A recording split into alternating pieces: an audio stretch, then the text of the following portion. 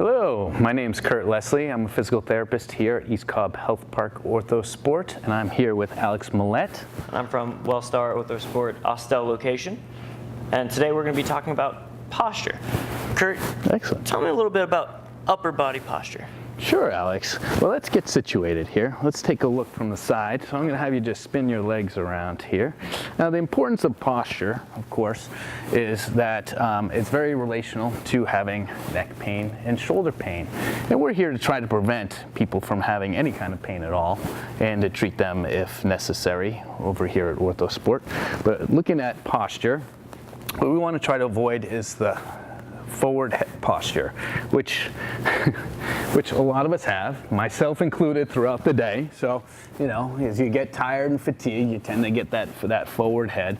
And the importance of this is your head up here is, you know, from anywhere from 8 to 12 pounds. Your head weighs from anywhere from 8 to 12 pounds.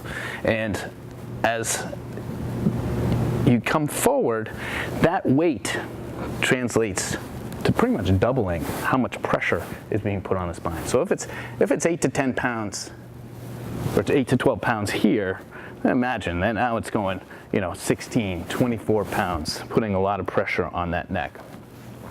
Now what limits that a lot of times is having weak muscles or tight muscles.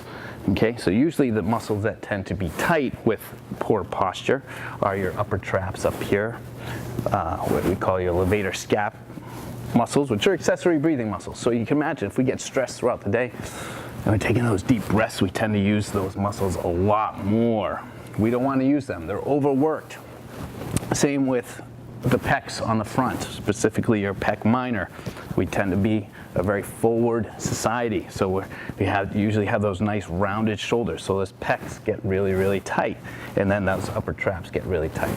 Now those muscles get used to being like that, and they like to be like that. They like to be tight, and the weaker muscles tend to go on vacation. So of course, these guys don't want to take a break. We want these guys to go on vacation, you know, those tight pecs and those tight upper traps and levator, and we want to try to get some of these muscles that have been on vacation working, specifically, you know, in between your shoulder blades or your periscap muscles.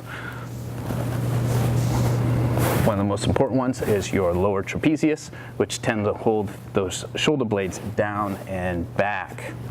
Okay, when we're looking at your posture, you want to try to elicit these muscles, strengthen these muscles to shut these guys down.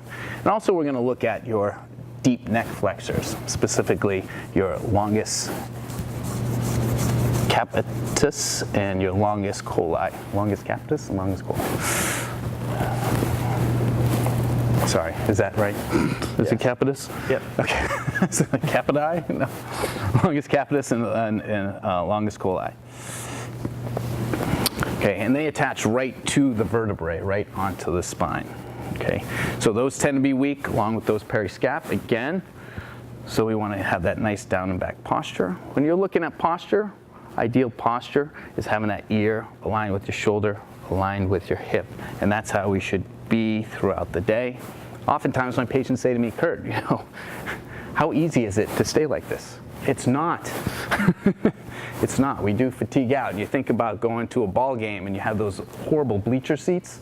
You know, by the end of the game, everybody is sitting there going like this. Oh, I'm so tired. Okay, so that shows you how weak these muscles are and how we are not using them the way we should be using them.